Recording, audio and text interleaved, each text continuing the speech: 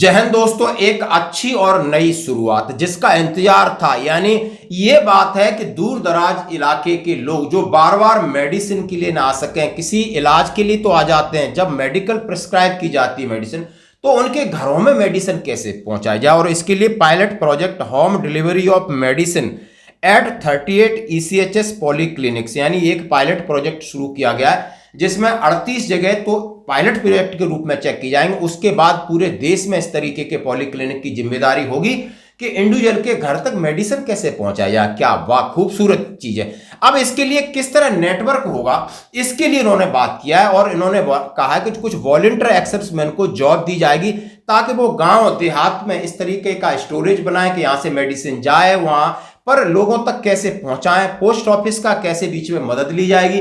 यानी बड़े पैमाने पर ECHS ने एक बहुत अच्छी मुहिम शुरुआत की है। इससे पहले दोस्तों, यदि आपको नहीं पता है तो ECHS लगातार इस बात की कोशिश कर रहा है आपके जितने हेल्थ इश्यू हैं उसको सही तरीके से किया जाए और कम से कम चक्कर काटने पड़े। अपनी फौजी भाषा में बोलते चक्कर काटने, मतलब एक्सर्विसमैन को बिना परेशानी के लिए उनका इलाज सुगम किया जाए। और इसके लिए पहले कई प्रकार की पिछले महीने एडवाइजरी निकल चुकी। जैसे आपने देखा होगा कि वैलिडिटी ऑफ रेफरल्स का जो 30 दिन का पीरियड था वो 90 दिन हुआ।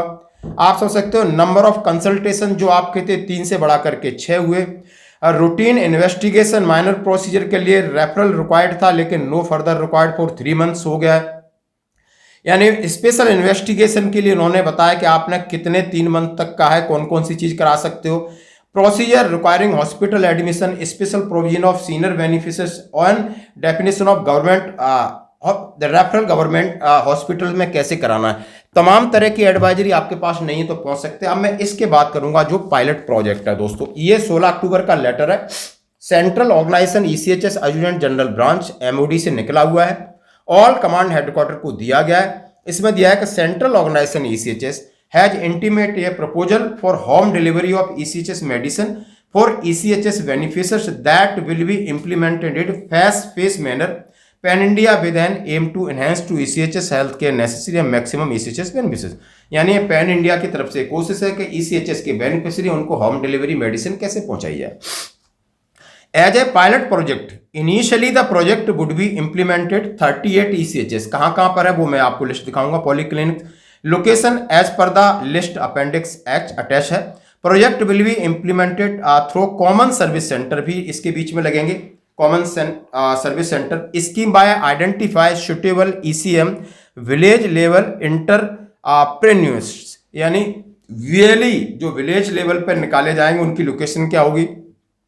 The VLE will assist preparing the medicine packet in ECHS polyclinic and hand over the RAP Indian Postal Department a further delivery to represent collect of medicine packet and polyclinic to further home delivery to ECHS। यानी उनका काम है अपने polyclinic में जाना और अपने इलाके के जितने बेनिफिशियर्स हैं उनकी मेडिसिन को पैक करना और पैक करके पोस्ट ऑफिस में जाके डिलीवरी करवाना और वहां से जाके उस डिलीवरी को लेना और इससे एक्सर्विसमैन जो बीमार हैं उनके घर तक पहुंचाना। इसको बोलेंगे VLE। ये डिटेल की जाएंगे, इनका भी होगा जैसे हमने कहा विलेज लेवल इंटरप्रेन्योर्स। आपका it is thus request disseminate to all concerned station headquarter 38 ECHS polyclinic sensitive the eventually of identify suitable exervicemen। अब स्टेशन हेडक्वार्टर की जिम्मेदारी है कि जो एक्सर्विसमैन का वो चुनाव करें और CSC गवर्नेंस सर्विस के साथ कोऑर्डिनेट करें और इस सुविधा को सुचारू रूप से संचालन करने के लिए आगे आए। ये PK मिश्रा कर्नल डायरेक्टर। अब इन्होंने कहा कहाँ पर ECHS सेंटर जो जहाँ पर सुविधा है इसके नाम बता देता हूँ। जो पॉलीक्लिनिक है उनके अंडर है Amritsar, Jalandhar, Kochi, Patiala, Ambala, Trivandrum, Lucknow, Kanpur, Danapur, Gaya, BH, DC, Poona, Panaji, Allahabad, Faizabad, Gorakhpur, Bhopal, Gwalior, Jhansi, Jabalpur, Jammu, Shillong, Jodhpur, Chennai, Avadi, Bangalore, Belgaum, Dehradun, Haldwani, Roorkee, Coimbatore, Wellington, Kota, Alwar, Bharatpur, Bikaner, Bathinda और हिसार। इस तरीके के आप समझ सकते हो 38 पॉलीक्लिनिक्स हैं। इनके अंदर जो स्टेशन हेडक्वार्टर है इनको किया गया है और name of ECHS and RC कौन कौन सी हैं उनके नाम दिए गए हैं। तो ये अपेंडिक्स A के अंदर आपको दिया गया है, आप ये लेटर ले सकते हो। यदि कोई वॉलंटियर सेवा करना चाहता है उसमें शायद इनको भी जो भी कुछ मिलेगा पैसा वो अलग की बात है, ऑनलाइन आपने एप्लीकेशन देना है। पब्लिक नोटिस दिया गया है for selection of ex serviceman ESM as CLC and VLE. यदि आप सीएससी यानी कॉमन सर्विस सेंटर में सेवा करना चाहते हैं या आप विलेज लेवल पर आप वॉलंटियर करना चाहते हो तो इसके लिए उन्होंने पब्लिक नोटिस जारी किया है। Introduction the ex serviceman contributory health scheme ECHS invite application from eligible ex serviceman to operate as village level enterprises under the CSC e-governance service India limited CSC SPB framework. The selected ex-servicemen will responsible for handling operation related the home delivery of ALC medicine and other relevant service and designated of ECH polyclinic के साथ वो रहेंगे और उनका पूरा काम है medicine को किस तरीके से करना और सर्विस सेंटर में काम करना पूरा। अब उनके पास eligibility criteria, the ex serviceman should meet the condition as follow, must be verify ex serviceman, वो पहला एक्स सर्विसमैन होगा, should possess and basic understanding the digital operating including data entry online application handling, उसके पास इतना knowledge हो कि digital operations और including ये डाटा एंट्री करे, pure experience the service delivery involvement या ई गवर्नेंस, इसका कोई अनुभव हो। Requirement for CSC VLE operations के लिए 10 जो बंदा वीएलई बनेगा सीएससी बनेगा उसके लिए सीएससी सेंटर में इसी प्रोग्राम में काम करेगा। इसेंशियल इक्विपमेंट उसके लिए रिक्वायर्ड है, लैपटॉप चाहिए, प्रिंटर चाहिए, इंटरनेट कनेक्टिविटी, मोबाइल फोन, ये इनकी ऑपरेटिंग आनी चाहिए। Software and application requirement, software क्या क्या होगा एमएस ऑफिस का, उसका थोड़ा बेसिक ज्ञान होना चाहिए ताकि उसको ट्रेंड किया जाए। वर्क स्पेस एंड स्टोरेज, सामान रखने के लिए जगह और एक अपना सेंटर लगाने के लिए हो। पैकिंग एंड डिस्पैच रिस्पॉन्सिबिलिटी, यानी यहाँ से पैक करना, डिस्पैच करना और डिस्ट्रीब्यूट करने की रिस्पॉन्सिबिलिटी है। ट्रेनिंग एंड सपोर्ट उसको किया जाएगा। डॉक्यूमेंट एंड कंपाइलेशन, इसका डॉक्यूमेंटेशन कैसे मेंटेन करेगा। Roles and responsibility for VLE क्या है, यानी उसकी जिम्मेदारी पूरी।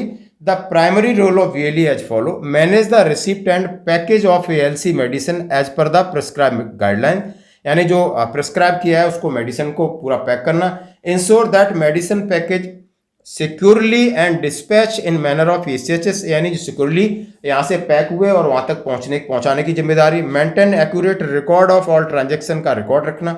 Use the provided software data entry reporting ensure proper taking, उनका उसका हैंडिंग क्या बोलते हैं खाता बना के रखना कि किसका आया है, कितना आया है, कौन कौन सी मेडिसिन है। Handle any other service that may be introduce by CSC framework, और CSC में उसकी हेल्प करना।